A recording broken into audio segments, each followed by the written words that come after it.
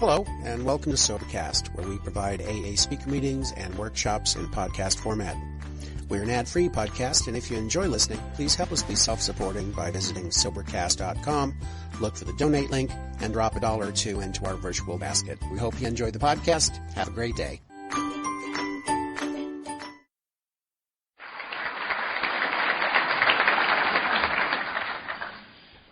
Thought I was going to get to do rules. I was excited. I made the mistake of telling my husband once that my first grade report card said Beth has excellent leadership potential, but she tends to be a bit bossy at times. He thought that was hilarious. I don't know why. My name's Beth, an alcoholic. Because of God's grace, AA, and sponsorship, I've been sober since June 26, 1988.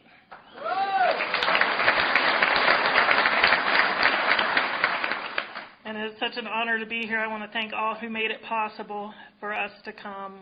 This is just amazing up here. It's taken us a day to adjust. We live about 100 feet above sea level, so I mean, we are really breathless to be here. So we had a pretty uneventful flight yesterday. We just flew from Raleigh to Atlanta, changed planes, flew to Colorado Springs, drove up. It was beautiful. Our luggage had more of an adventure than we did. Our luggage has been to Minneapolis, Denver, Gunnison, Colorado Springs, and it joined us this afternoon. So we're way happier to be here now that we actually have clothes and everything. I never know where to start. I drank a lot. That's probably a good place to start. A lot. When he was reading from the doctor's opinion, I read that when I was new, and when it says they're often able, friendly, intelligent people, normal in all respects except when they drank, I thought, yeah, and then the longer I'm sober, the more I realized that the parts that I identified with were the first paragraph where it says there's the psychopath who's always going on the wagon, and it's like, I don't really relate to the normal, able, intelligent one. I'm more up there in the psychopath category, but that's okay. It keeps me entertained. I don't know about you. Who's new here? Who's in like their first 90 days? Anybody brave enough to come here under 90 days? All right, how about first year? Who's in their first year? Wow, a bunch of old timers here. Not much I can tell you. Thank you. Well, I just want to tell you, if you're new and you are not happy to be here, that is absolutely fine. I was not happy to be here either. This is the last place I wanted to be. I tried everything else first. My dad joined AA when I was 7 years old.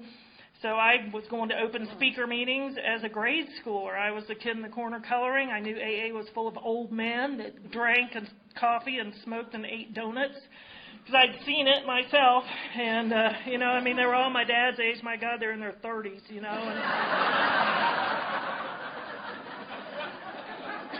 And he told me about the horrors of his drinking and the tragic lost dreams and all that, and when I drank, I felt so bad for him that he had a hard time. There we are, like, God, Dad, if you could have drank more like me, you could have hung in there longer, But I probably because of that, I stayed away from alcohol a little longer. So I didn't grow up with active alcoholism in the family. My dad stayed sober through my childhood. My mom was a marginal Al-Anon goer a little bit. But we didn't have the flying skillets and the excitement and the drama. She was a cupboard door slammer. That's about as intense as it got. I was an only child. We always lived next door to big families, so I would just adopt myself into their families. Because even as a kid, I did not do well by myself. If I was alone in a room, my favorite promise in the book is the one that says we can be alone at perfect peace and ease. Because I couldn't. I never could. If I was alone in a room, I was in bad company. There were a chorus of voices in my head. None of them liked me. You'd think I could find one friendly voice up there, but no.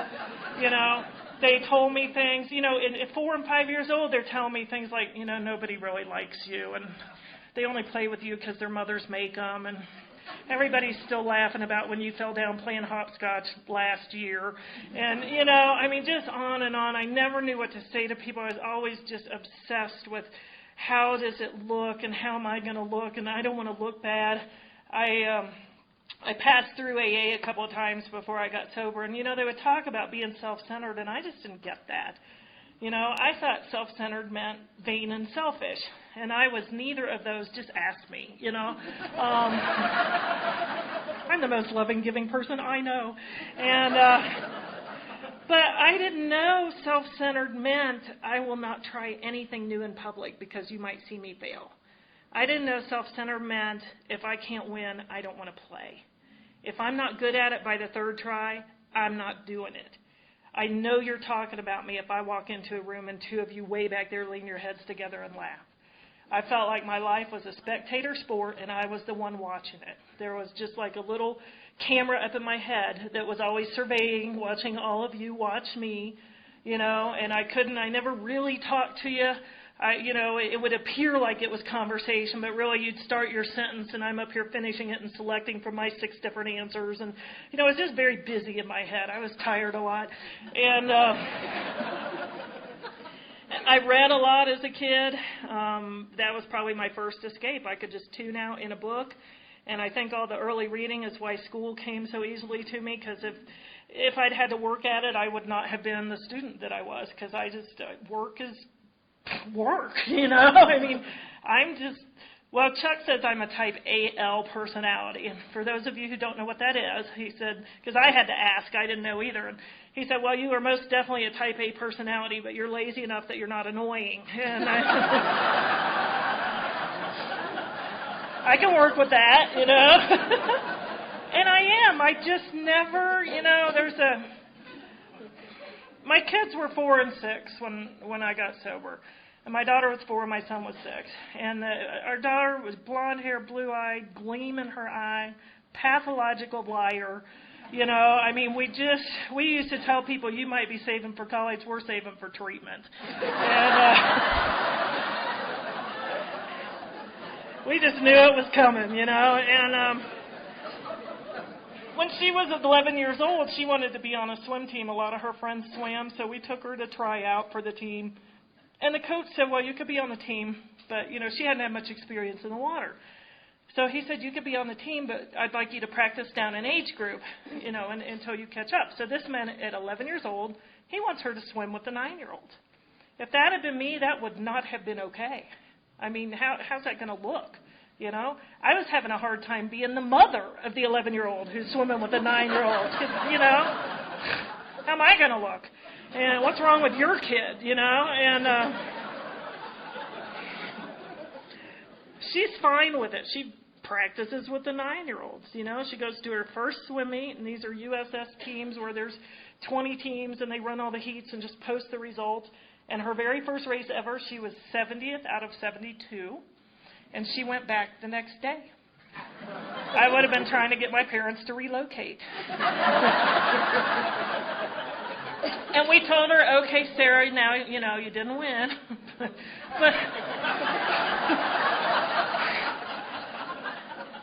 you have a baseline time now. So in your next race, even if you don't win that race, if you beat your time, it's a successful race.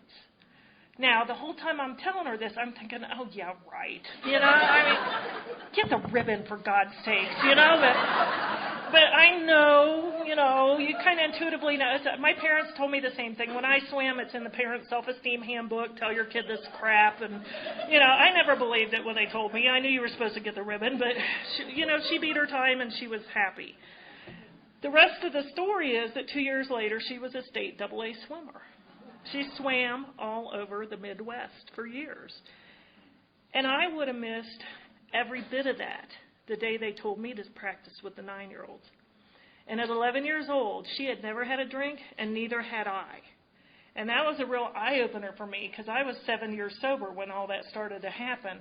And I realized that she and I just react completely differently to life.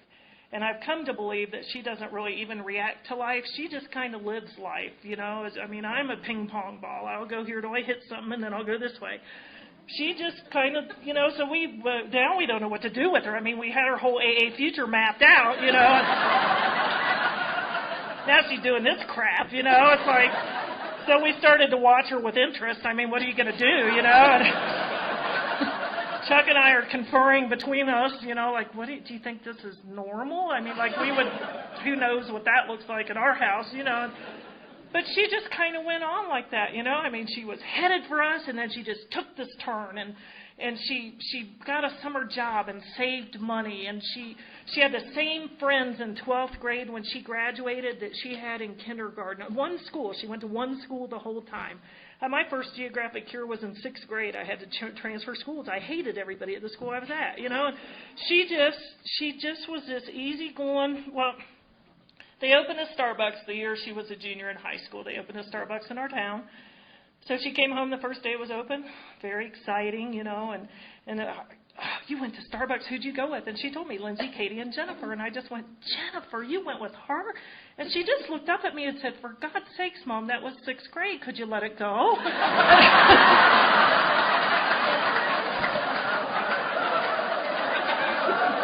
still hate that girl.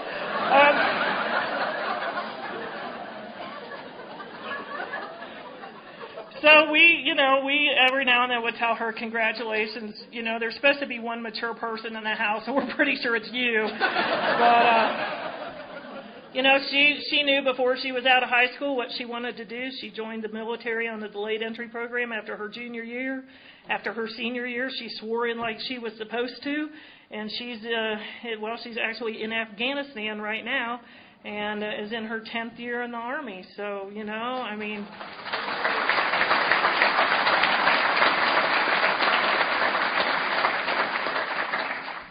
And she still talks to us. But, so, I guess what I'm saying is that I've come, the bottle says drinking's a symptom. And when I was new, I read that and I thought, yeah, whatever. But really drinking was, seemed to cause most of my problems. But the longer I'm sober, the more it's revealed to me that my thinking was off long before I ever picked up a drink. I couldn't sit in a room alone. I never knew how to talk to people. I do not know what to say after, hi, my name's Beth. Conversation escapes me. Still, I'm not real good at it. If I'm at a new meeting, I just go greet. Because you can appear to be talking to a lot of people, but you don't really have to talk to anybody. And so, if you're not good with people, be a greeter. It's perfect. And, I just, because, everybody in my head's always arguing, and I would just, so if I would meet you, I'd say, hi, my name's Beth, and she might say, hi, my name's, well, she would go, hello, my name's Ellen, and then I would be like,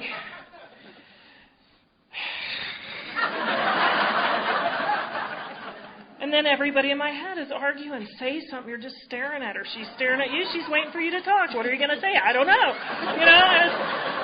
they're all arguing, I'm paralyzed, we have to go,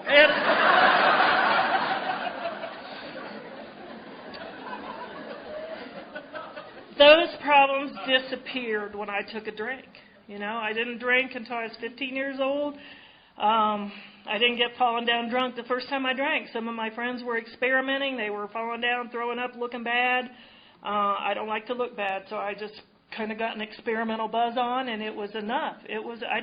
I wouldn't have told you I was uptight until I relaxed, But I just was like, oh, and suddenly things just weren't so urgent. And I took my friend out to get her drunk with me so I'd have somebody to drink with. And our friendship didn't make it another year because we drank different from the start, And eventually anything that got between me and a drink had to go. I did my share of outside issues and my favorite drug of choice was yours. And I'm a child of the 70s. They were out. If you got them, I'll do them, by golly. And but eventually the drugs started to interfere with my drinking, and so my daughter put that on Facebook a couple weeks ago. Quote from Mom: "Yes, I quit doing drugs. It interfered with my drinking." So.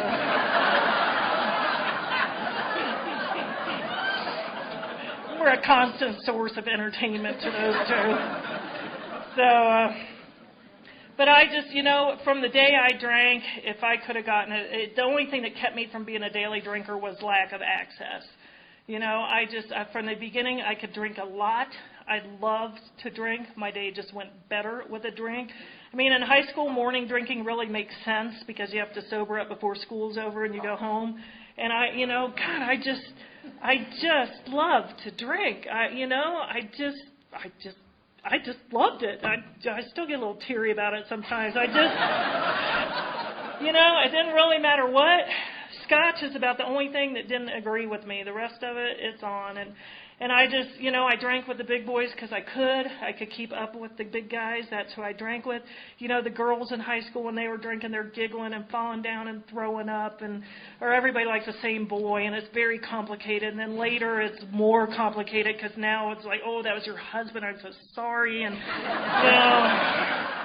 it's just easier to drink with the guys. And, I got to Alcoholics Anonymous, and they said, hang with the women, and I was just horrified. I just thought, I didn't even drink with women, and you want me to hang out with them sober? Oh, my God. So I was off and running. The only reason I got through high school, I think, is because I didn't drink till the end of my freshman year. And I immediately, they used to have an Al-Anon questionnaire. I don't know if they still do on is your kid doing this? And I was doing all, change of friends, change of attitude, change of appearance. Every bit of it, I was doing it all. Why I slid through, who knows? I guess my parents were busy. I think my dad was getting ready to drink, and for whatever reason, I just kind of skated through. And I grew up in a little town in Oxford, Ohio, and that was one of my first resentments because I did not want to be from Ohio. I was born in California. I was supposed to be a California girl. And watch. I could have made it. But apparently, due to my dad's drinking, we relocated to Oxford, Ohio when I was 2.5 years old. I remember the first day of first grade looking at a map of the United States, seeing the oceans, Texas, California, Florida, all these places that I heard it was warm all the time, And then there's Ohio. And I'm 6 years old looking at a map thinking you could look at a map and tell that nothing is happening in Ohio. And I know now, because it's like, where does that come from at 6, But it came from the same place as, I wish my mom didn't laugh so loud. I wish we had a better car. I was already, by 6 years old, looking for outside things to make the inside feel better. Because I was already restless, irritable, and discontent at 6 years old. So now I'm drinking in high school, and it's fabulous, and I'm, rapidly discarding, because up until I drank, I was very busy, because I can't sit still because it's too unfriendly when I'm alone. So I was in cheerleading and pep club and yearbook staff and student council and honor society and you name it, because I had great grades, like I said, and I'm a test taker too. I'm one of those people that if you're a test taker, you know who you are. It doesn't require a lot of work. We just look at it, spit it back on the test, and can't tell you 2 days later what we read. You can ace treatment if you're a test taker. It doesn't work so well in day-to-day AA living. But I have no idea where I was going with that one. Oh, school, busy. So when I drank, all of a sudden I didn't need to be busy anymore. And all of that stuff started to go away. Some of it got taken away. They don't like their cheerleaders skipping school to go to Green Beer Day. Some of it I gave away. Who cares? I don't care about that anyway. And some of it slid away unnoticed. And one of the things that's happened since I got sober is that I've gotten back whole pieces of my life that I didn't really even know were missing until they came back. Because alcoholism is cunning, and it's subtle, and it's sneaky. And when Chuck got his first degree, we got UC. He went to University of Cincinnati, and they gave everybody who graduated a free ticket to the first football game of the fall. And we figured out after we got there it's because UC was on quarters, and the students didn't come till the end of September, and they wanted to fill the stands. But we didn't care. We liked football, and we went to the game. And I grew up in a college town. Miami University was in Oxford, and I was going to college sports as a kid. And I just, I went from loving sports to sitting in the bar talking about going to the game. And when we were at that football game and the cheerleaders were warming up and the band was warming up and the stands were filling up and you could smell the hot dogs, and I just realized I had tears running down my face because here was a whole piece of my life back that I hadn't even known was gone until I got it back. And that's happened over and over and over. And I'd wanted out of Ohio ever since I found out it was warm other places year-round. I've never been much of a winter person.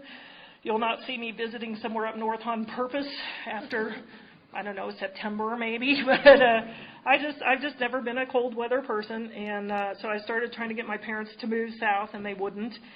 And so I finally, my big mystery lately has been I graduated high school and I went off to college because I lived in a college town. That's what you do. And it hit me about 3 years ago. As bad as I hated the Midwest, why did I go from Ohio all the way to Indiana to go to college? I don't it's the ping pong ball thing. And so I flunked out of college because apparently it helps if you go to class. But I couldn't. Now I wasn't drinking in college because I planted myself square in the middle of a 21 state. So I didn't really have access to alcohol. And I don't know how to talk to people if I'm not drinking. So I couldn't go to class and sit by you because I might have to talk to you, and it just was hard. And so I flunked out of school, having gone in with ACTs and SATs in the high 90s percentile. Another bright future pulled down, and I went back to Ohio, got a job in a bank because I figured that was a respectable thing to do. They worked Monday morning, that was over in a hurry, and I had a friend who had a friend in Florida, and he said, we should go to Florida. And I said, we should. I had wanted to run away from home since I was 12 years old. So I packed my stuff, snuck out of the house, took off to Florida all the way through Kentucky. I am watching the rearview mirror for the sheriff that's going to make me go home. I get to Florida. I get a job in a convenience store. Immediately, I'd worked in one in Ohio. Now, I moved to Bonita Springs in 1978. It was so transient down there. If you went to work 3 days in a row, you were management material. So by the time I called my mom, I said, but I'm assistant manager at this store, don't worry. And then she asked me this stupid question. She goes, well, why didn't you just tell us you were moving? And I thought, I ran away from home. That would kind of be defeating the purpose, And she said, Beth, you're 19, you could have just left. And I thought, what? I mean, I had no idea. It was so foreign to me. It never occurred to me to just move. So I'm like 19-year-old runaway now in Florida. We had a friend in Cincinnati who said they really should have put a sign at the state line of Florida, Arizona, and California that says, this state doesn't work either. And a lot of us just, if you saw somebody drive up, read the sign, slump, and turn around and leave, that's the alcoholic. And so now I'm in Florida, and of course by the end of 8 months, there's no checks on my drinking now, and it's 80 degrees at 7 o'clock in the morning, so I can drink early. And by the end of 8 months, I was out of places to work. It was a small 3 traffic lights, a dog track, 2 shop-a-goes, little town. And so I'm out of places to work. I'm out of people to date because I did most of my dating at last call, and there was only 3 bars in town. And, like you didn't.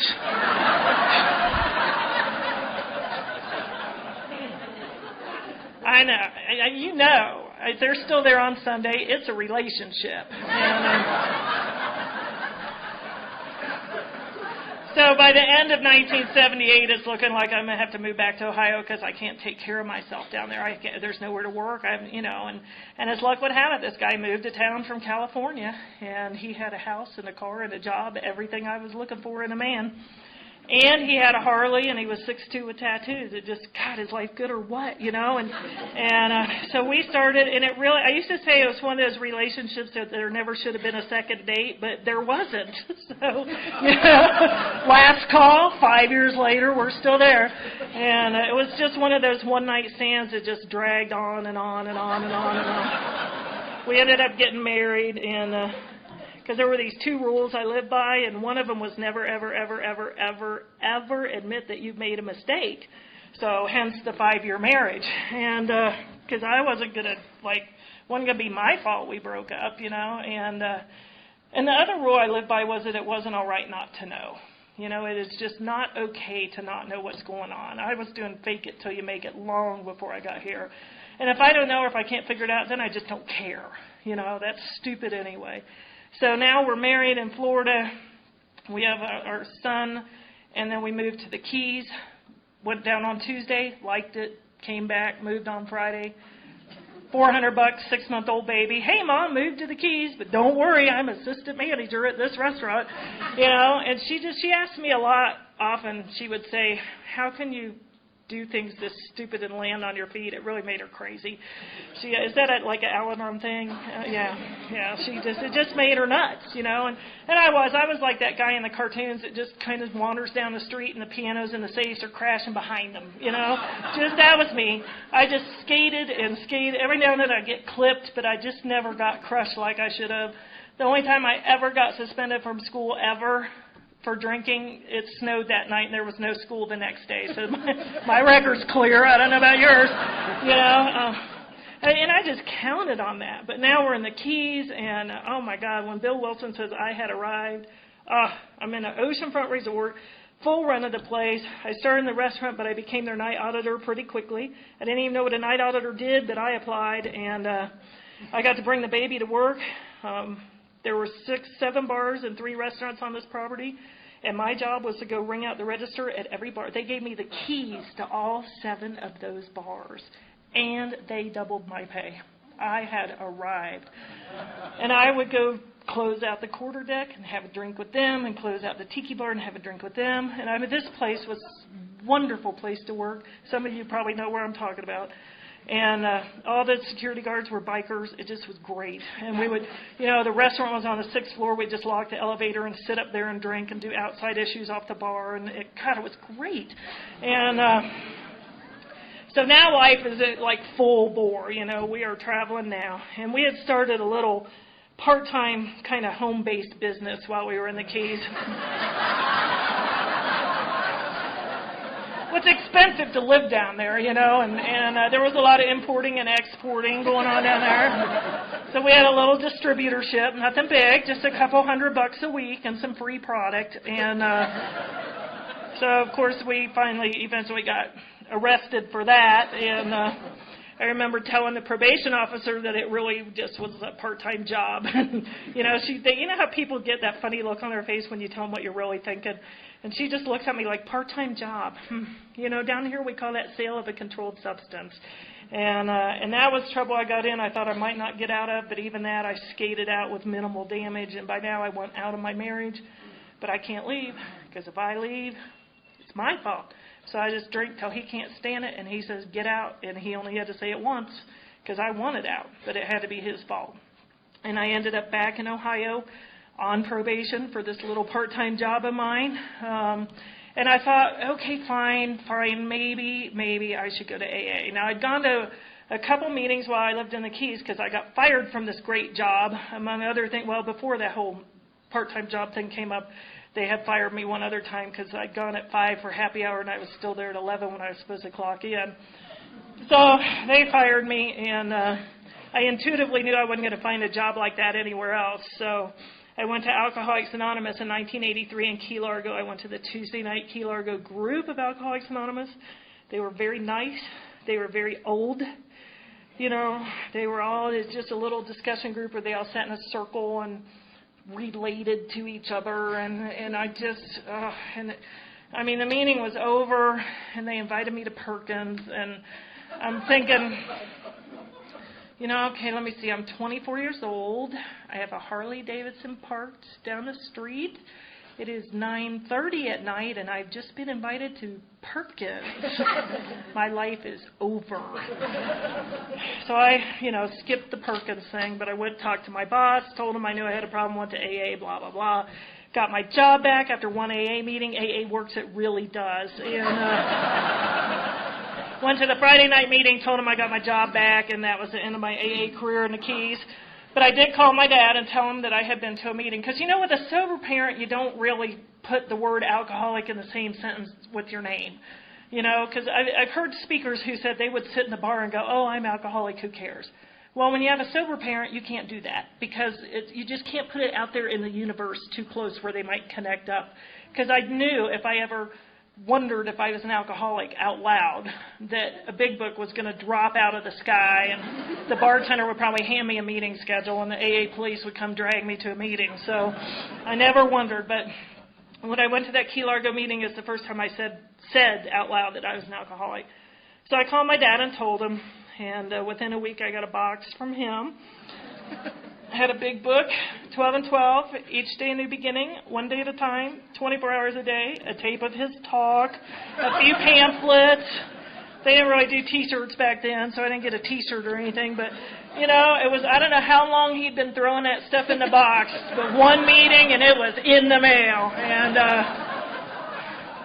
so now I go back to Ohio, and I'm thinking maybe I'll go to AA, but I really thought if I just quit drinking with bikers that my life would calm down, you know. And so I tried drinking in my mom's neighborhood. Her whole neighborhood stepped off the pages of an L.L. Bean catalog, and it didn't go any better there than it did anywhere else. So, and I got to tell you, in 1984 in Cincinnati, Young People's was on fire up there. They had just had Icky Paw in town in 83. And they had a Monday night Young People's group that was 200 strong. And they had a Friday night live meeting that was 150.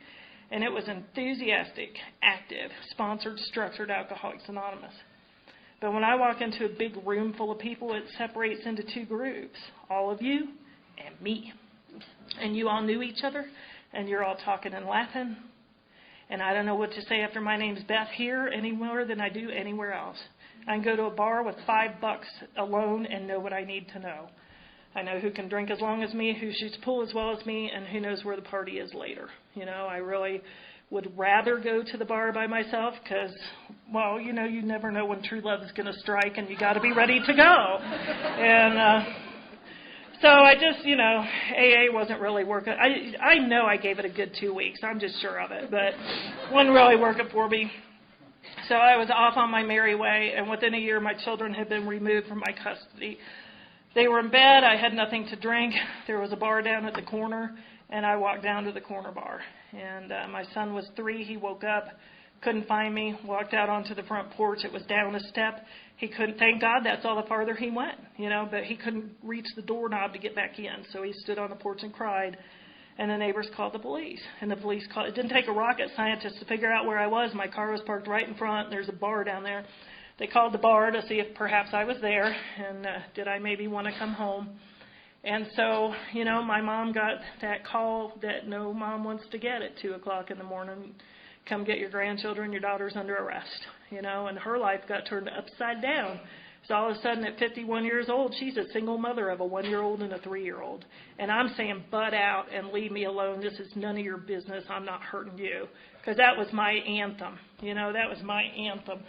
And she ended up with my kids for a long time because it was suggested to me that I go to treatment and that maybe I wouldn't go to jail for 6 months. So I did. You know, that sounded like a good plan to me. And when I got to treatment, of course, I already have a tape of my dad's talk if you'd like to listen to it. I already have my own big book. I've underlined a few things if you'd like to see what I think are the pertinent points.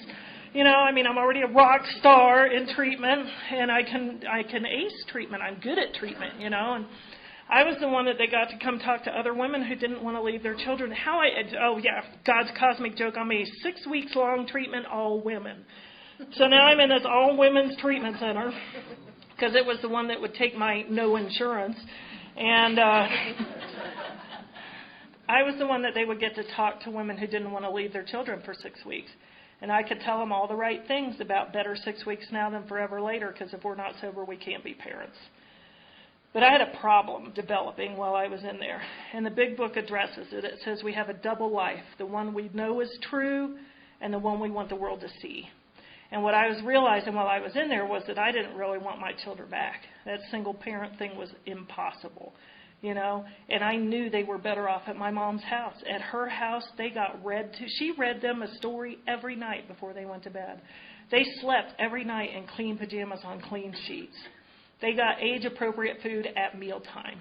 They got to daycare in clean clothes.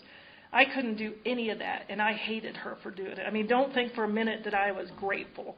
Because alcoholism doesn't allow things like gratitude. You know, the kind of daughter I am with untreated alcoholism, my mom ended up with my kids, well, for many years, but 3 years before I even got sober. And they would come over an occasional weekend, and on Sunday afternoon I would talk to them about the fact that I was going to get an apartment soon so we could live together. And I knew it was baloney, you know, but I also knew that they would go home excited and tell Grandma, and she would have to be the bad guy and talk them down. Because that's what I do when you're in my way. I will mow you down if you're between me and a drink. And how do you make amends for that? Well, I'm saying I'm not hurting anybody, butt out, leave me alone. So my kids were with my mom for years, you know. And one of the things that happened while I was in treatment is I'm the only child of divorced parents. And my dad died suddenly, which kind of wrecked my plans to go be sober with him, and I got the insurance money. So I got to drink the way I wanted to drink for the next 2.5 years. And by the end of 87, I was tired. The checkbook was tired. Everybody was tired. And I had a night where I just thought, I can't live like this anymore. I never tried to kill myself because I knew I would live. I just knew on some level I would live, probably be maimed, and look bad. And so I never attempted suicide, but if I had just dropped dead, it would have been fine with me. And one night I just said, I can't live like this anymore. God, you have to help me. One of those earnest prayers. And I remember, so by now I'm living in a friend's attic. I used to say I'd moved into an attic apartment, and I realized a few years ago I didn't. It was an attic. Wasn't an apartment till I got there. And I moved in August, and at the end of the year, I hadn't unpacked yet. There was just a path to the couch and the TV and the bed. And that night I said that prayer. I remembered that big book that my dad had sent me. And I pulled it out, and I opened it up where I always open, page 1, Bill's story, because that's where you start, is page 1. The Roman numerals are just for people who want to show off in treatment. That was my theory. And, all the other times I had read, because, you go to treatment and they tell you the directions for living are in here, and you open it up and it says, war fever ran high in a New England town. It's like, oh, yeah, this is helpful, I can't wait to see what happens next. But that night I read Bill's story, and for the first time ever I identified with Bill Wilson and how he felt and how he thought. And, of course, what I know now is that when that book came out, there weren't meetings on every corner. And they put one per Bill's story is nothing more than what I'm doing here, one person's story of what he was like, what happened, what he was like now. And they put it in the front of the book so that maybe somebody like me would read it and identify and keep reading. And I read Bill's story that night, and I identified, and I slept with that book like it was a teddy bear. And when I woke up the next morning, I just felt better, and I slept that night. Now, I didn't stay sober, because you know what I did that next day to stay sober? Nothing. Didn't read another page, didn't say another prayer, didn't go to a meeting, didn't call anybody. None of that. And sometime that day, the next, everybody in my head convened, decided we were probably going to drink anyway, let's get it over with. But the thing is, looking back, I can tell you that I believe God had removed the obsession to drink that day. And there are a couple other times in my life where he removed the obsession to drink. But if I don't do my part to stay surrendered, that obsession will not stay gone. If I don't treat that gift like a gift when it happens, there's a guy in California that says if you think God will do everything for you, lock yourself in a closet. When you get hungry, pray for a hot dog, And so while the obsession was lifted right then, I didn't do a thing to stay surrendered, which I have found is kind of the key to sticking around here. We are great at surrendering when the heat's on, but staying surrendered is a little harder, because I don't know about you, but when I start feeling better, the first thing I get back is my opinion. And so anyway, I did drink after that on and off, but it really was very sparse. In June of 1988, I suddenly realized that I'd been gone from Florida for 4 years, and I thought, I bet everybody down there is going, God, I wish Beth would come back. And so I ran away from home again for the second time at age 29. I had because nobody was talking to me in Ohio by then, and I had an emergency credit card of my mother's, and going to Florida seemed like an emergency that day. And so now I'm in Florida, and of course there's no homecoming parade down there, and by the end of a week the credit card's tired, I'm tired. And June 26, 1988, I was in the Fort Myers, Florida airport, and I didn't have $1. I didn't have enough. If I'd had enough for one drink, I could have got 2. And then I could have come up with a plan, But I didn't have enough for one, and I couldn't bear the thought of being asked to leave the airport bar because we don't want your kind here, so I just didn't even go in. And I thought about finding some, feeble-looking little old lady and stealing her purse and maybe getting a few dollars. But I was so hungover, and I just knew that I would pick on the little old lady that was still doing aerobics twice a week, and she'd run me down, take her purse back. I'd look oh so bad, and so I did what we do. I called Mommy and told her where I was and what I had done, and she said, call me later, and hung up. That wasn't looking good. And then she called her Al-Anon friends. Thank God she did. And when I called her back, she said, I booked you a ticket. but I want you to know that I'm not really flying you home. I'm just flying the children's mother home, and it's because we're afraid we'll never see you again if we don't. And I got on the plane, didn't have enough money for a drink on the plane either, didn't have a clue that was going to be my sobriety date. I got off the plane, she picked me up at the airport, and she drove me straight to the county detox. I was not amused, I was ready to go home.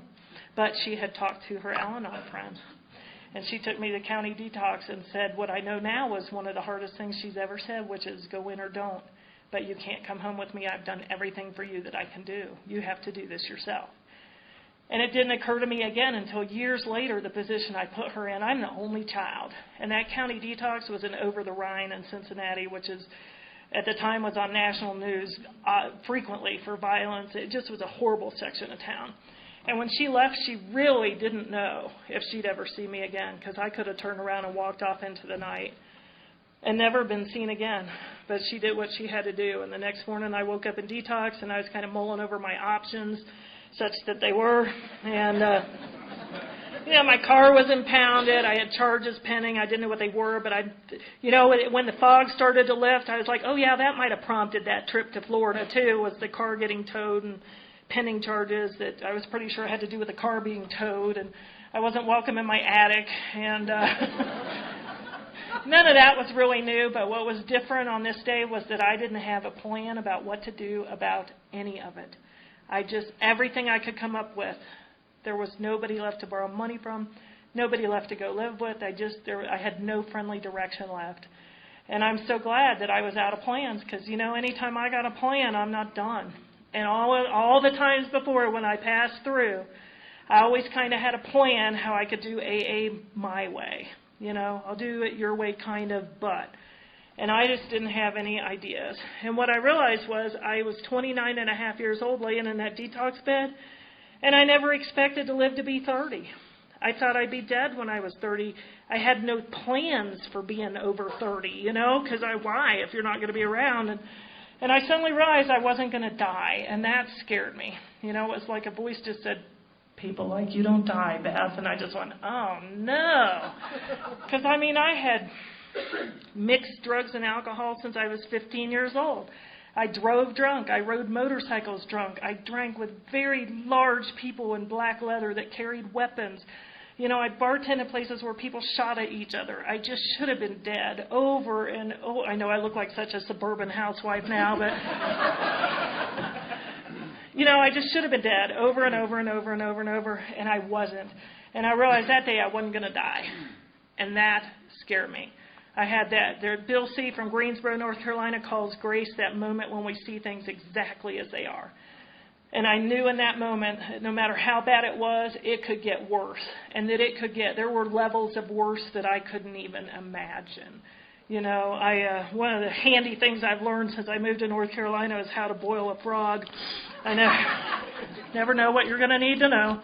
I haven't actually done it, but in case you need to know. If you throw a frog into hot water, he will jump out. Seems like the smart way to go. If you put him in cold water and turn up the heat a little, he adjusts to the heat. And if you turn up the heat a little more, he adjusts to the heat. Turn up a little more and he adjusts. And all of a sudden he's dead in boiling water and he never knows what hit him. And isn't that alcoholism? Isn't that what we do here? Well, it starts to get bad and we just adjust. I heard somebody say once bottom is when you can't lower your... You can't lower your standards fast enough to keep up with your behavior.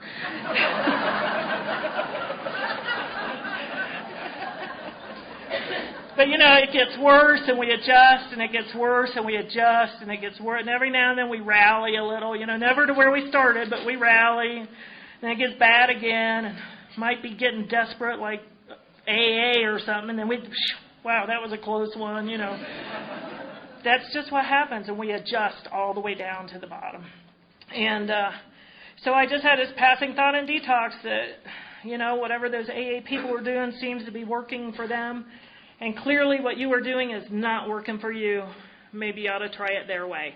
And I had no idea that would be the surrender that stuck. And I got out of detox.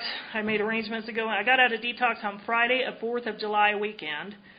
Nothing was happening until Tuesday. I made arrangements to go into a hotel for women. That should have been a sign of surrender there. But I couldn't get in there till Tuesday. I couldn't get my car till Tuesday. I couldn't do anything till Tuesday. And I knew if I went where I lived, I would drink. I knew that. And so I scraped up a little bit of money, and I got a very, and I mean very, cheap hotel room that was right on the bus line. And that's where I spent 4th of July weekend. And I would just walk out and get on the bus, and I just thank God there was no transfers involved, or it would have been too much. But I just had to walk out of the hotel, get on the bus, ride it down Reading Road, and then walk a block to the AA clubhouse.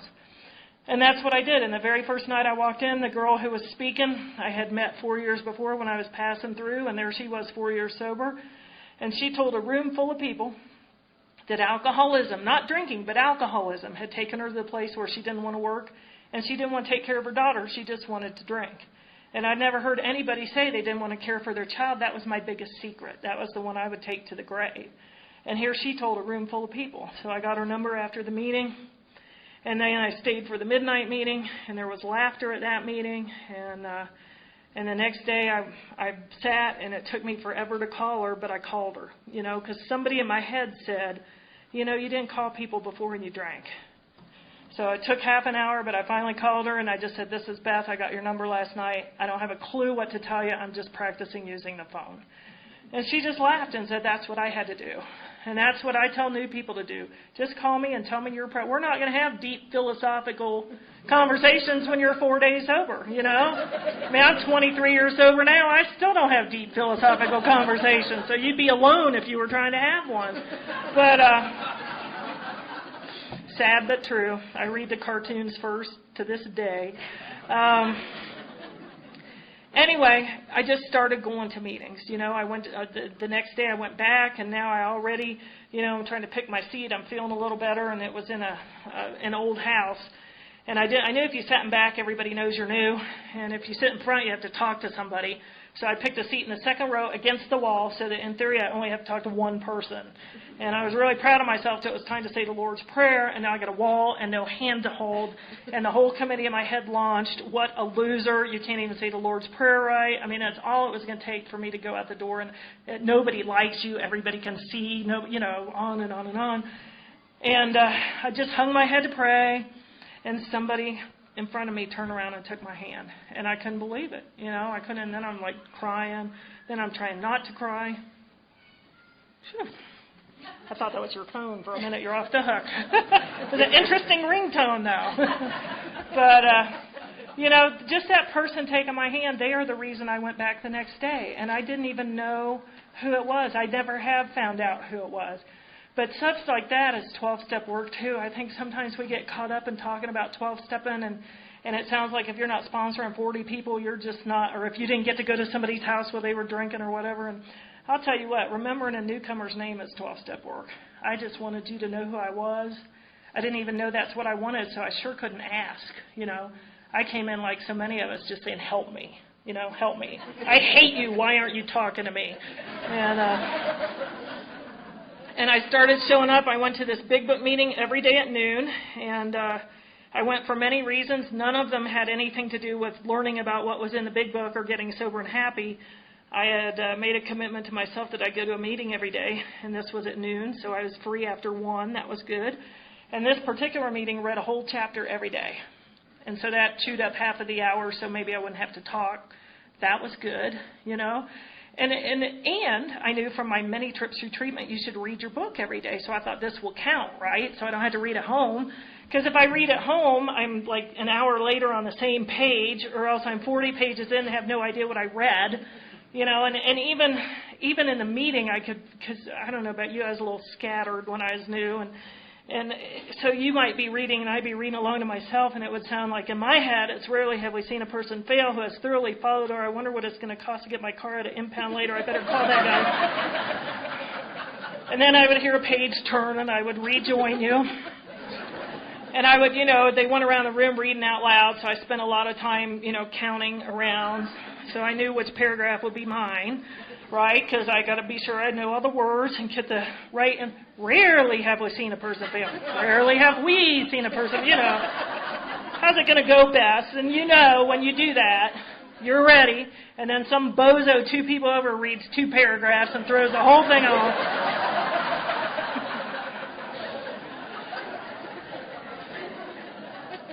But I have found through staying here that God has a tremendous sense of humor. And what happened to me in that Big Book meeting, many things happened. One, my day is free at 1. At 4 o'clock, I'd remember I had no life. So I'd just go back for another meeting that night. And they read the whole chapter, and I started to hear it, And because I started to hear it, it started sinking in. And I knew it was sinking in because I was, maybe 3 weeks sober. I started answering phones for my mom at her office because I was basically unemployable. And so I could go work there a couple hours, go to a noon meeting, and go back. So I'd come to the noon meeting. I'm on my way back. I stopped in Walgreens to run an errand, and I popped up to see what everybody was talking about. And they're all still there. I just don't go up there very often. But I popped up to see what everybody's talking about after the Big Book meeting. And somebody in my head was saying, that was so cool what Guy said at the meeting. And somebody else said, I didn't even know that was in the book. Did you? And somebody else was going, I didn't know that was in the book. And I just remember thinking, oh, my God, the voices in my head are getting sober, It's like, how cool is that, They're up there discussing the meeting without me. This is a good sign. So, and the biggest joke on me was that, what I didn't know is people who go to Big Book meetings on purpose tend to read the book and do what it says. And my laziness had plopped me into the middle of some of the most active people in Cincinnati, Alcoholics Anonymous. And they just dragged me into the middle. They had me answering phones at intergroup by the time I was 10 days sober. They were on committees. And at probably about 3 weeks sober, somebody said, Beth, you've been around before. Why don't you write an inventory? And I thought, why don't I? I didn't know I could say I wasn't ready. And I wrote an inventory as it's outlined in the book. And that woman who didn't want to take care of her kids either became my sponsor. She heard my fifth step, and my life took off. And I am so grateful that I didn't have somebody telling me, whoa, a step a month, or, some of that stuff that's out there. Because the book I have says, if you have decided you want what we have and are willing to go to any lengths to get it, you are ready to take certain steps. And I was ready. I could no more have gone 2 months or 4 months or 6 months with no inventory and not drank. Because even if I had a good day, when my head got almost to the pillow, somebody up there would go, yeah, but you don't even want your kids. What's wrong with you? When you are staying dry with no solution, a lot of guilt can creep in 24 hours. And I had to unload that stuff and make some room for God. And my life took off. Another thing that happened early on was, I guess I was a week out of detox, so maybe 2 weeks sober.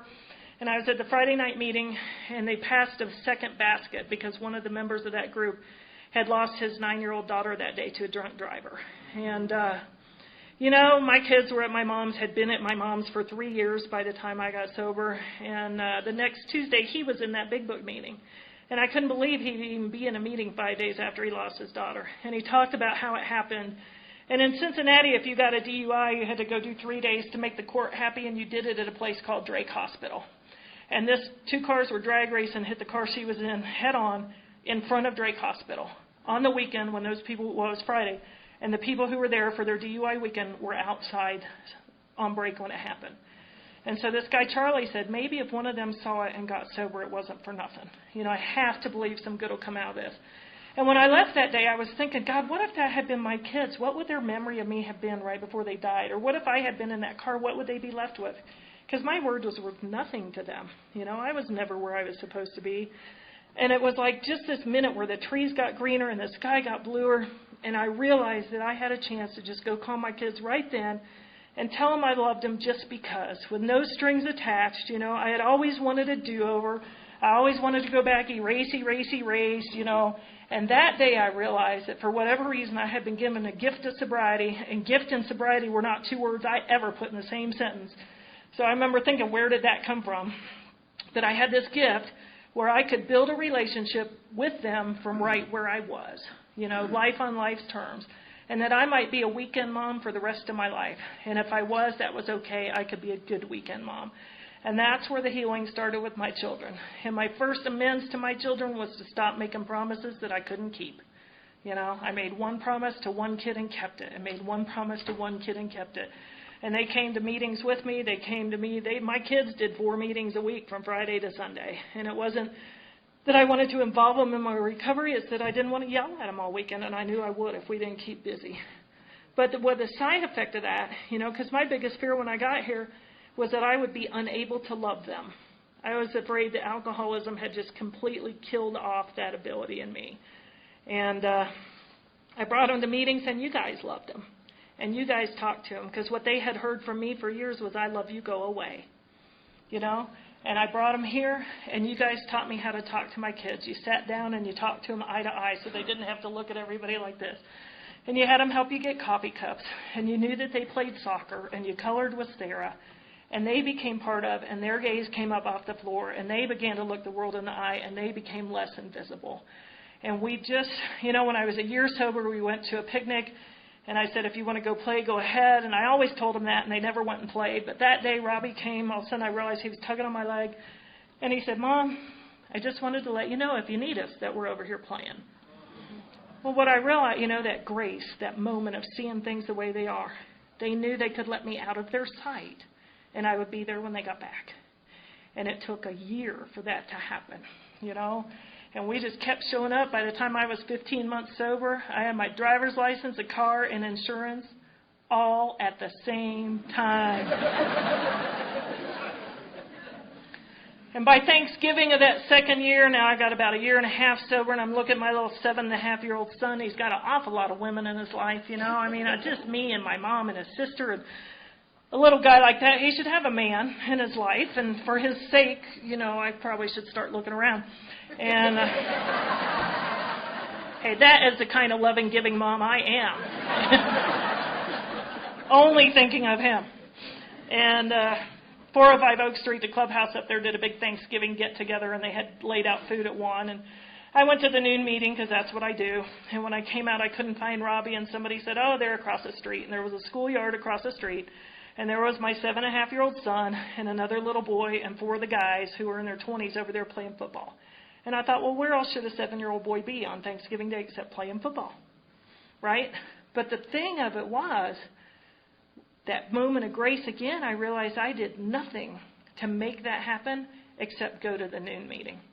And it hit me that Robbie's needs would be met, as would Sarah's and everybody else's, if I just did AA and stayed out of the way. If I do what I need to do, their needs are met too. One of Chuck's old sponsors used to say that he thinks God gave us AA to just keep us busy and out of his way. It's like, whoa, shiny thing over here, Beth. So, I had met Chuck by then. We weren't dating yet, but I had met him a couple years earlier. He came to speak at Oak Street, and I'd never seen him before. And so I'm thinking, well, how sober can this guy be if I don't know him, and because I knew everybody there. And he got up and gave this great talk, just great. And I just remember thinking to myself, I want what he has, and I am willing to go to any lengths to get it.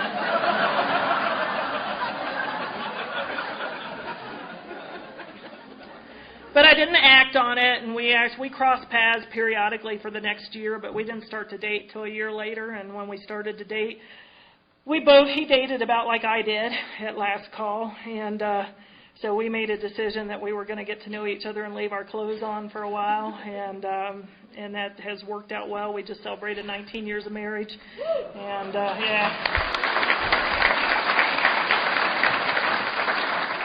which we think, around here, long-term relationships about 4 months. So we figure, dogs get 7 years for every year. We think alcoholics should get 12 because we do things in 12. So we've been married, 232 years or something. But we began to date. We got to know each other. I'll let him tell you the dating story. Sometimes we talk together. We end up stealing each other's stuff. So I'm going to try to leave his talk for him to tell you Thursday. But if he forgets to mention it, I have been sober just a little longer than him. Sometimes he leaves that part out.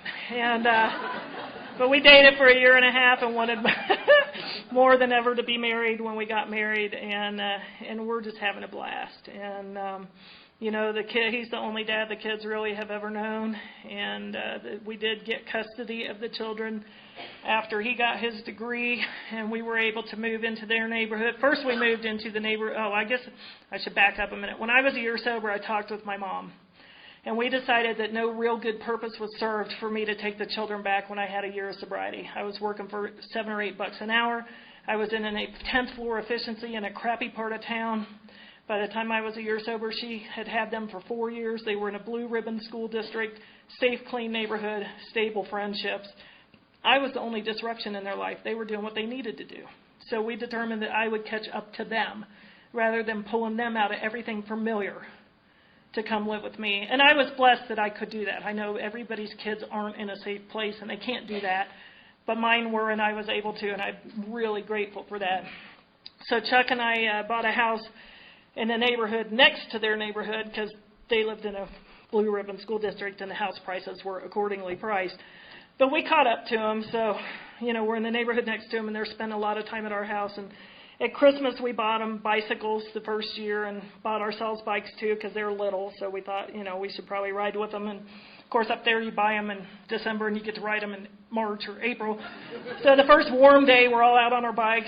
Dad, Mom, big brother, little sister, it's kind of riding through the suburbs. It was a little surreal. You might have noticed by now I wasn't real suburban. And we're riding, and some guy's already out mowing his grass. They do that a lot out there. And he waved, so we waved. Now, where we had been living, if you had your hand up, you had two hands up. There was a gun somewhere. Our cat, we moved out there, and our cat was freaking out because he was he'd sleep on the windowsill at the apartment through sirens and guns and breaking glass, but he got out there with the crickets and almost had a nervous breakdown. So anyway, we're riding through the neighborhood. This guy waves, we wave, and all of a sudden I got to look at where I was. And I thought, oh, my God. I used to own my own Harley, and I appear to be riding through the suburbs on a lavender huffy. How did that happen? You couldn't have told me, guess where you'll be, Beth, But the amazing thing about that minute is right there, right then, there's nowhere else I wanted to be but on that bike with those kids. And that is light years away from not even knowing if I could love them, Another big gift I've gotten here is wanting to be where I am almost all of the time, because I always needed to be somewhere else with somebody else for things to be okay. And I just like being where I am most of the time. And we went on to get a house in their neighborhood. They started 5th and 7th grade walking out the front door like everybody else's kids. And then they became teenagers shortly after that. Whole new set of arguments ensued, like, you wanted them back. No, you wanted them back. No, you wanted them back. We had some rough years with our son. We really had a time when we didn't know if we'd ever all be able to sit in the same room together again. But, God is God, and we just kept doing what we needed to do. And we sat down with our daughter when things got particularly rough with our son and said, you've grown up with AA God in the house. But this is going to be hard, and you need your own relationship with God because we don't think you can coast on ours anymore. And we want to be there for you, but we need to go to more meetings right now, not less. Because if we don't, it's kind of like on the plane, put your own oxygen mask on first.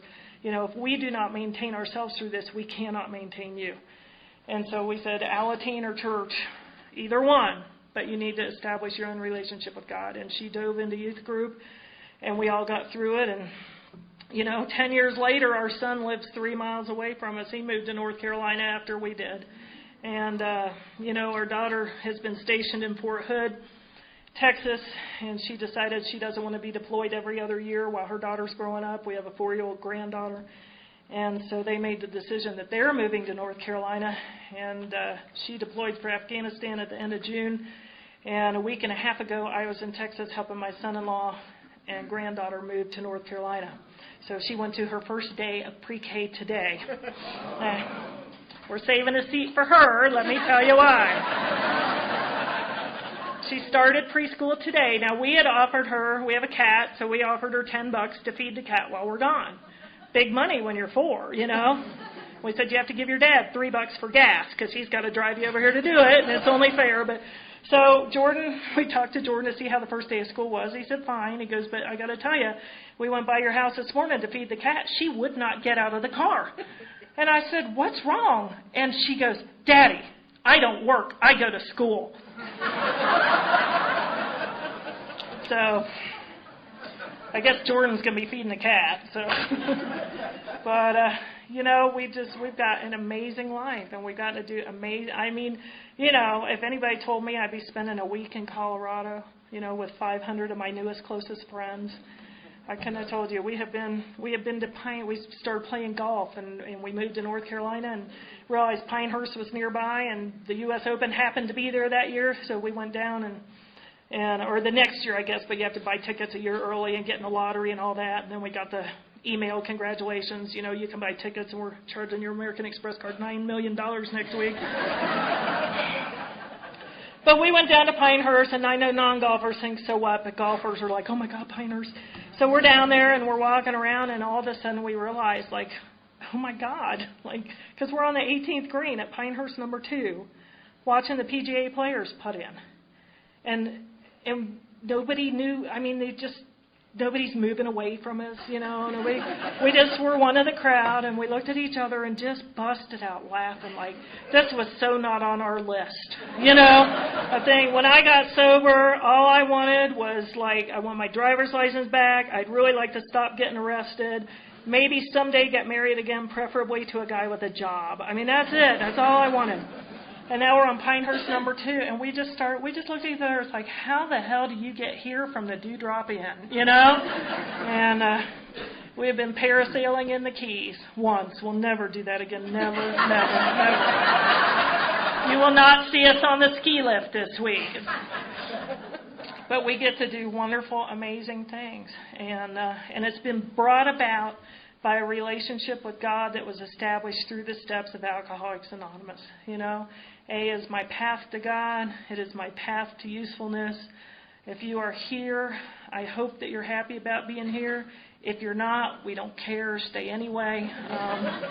Because the book says our attitude and outlook on life will change, and mine certainly has. And I wish you all a fabulous week. Thank you.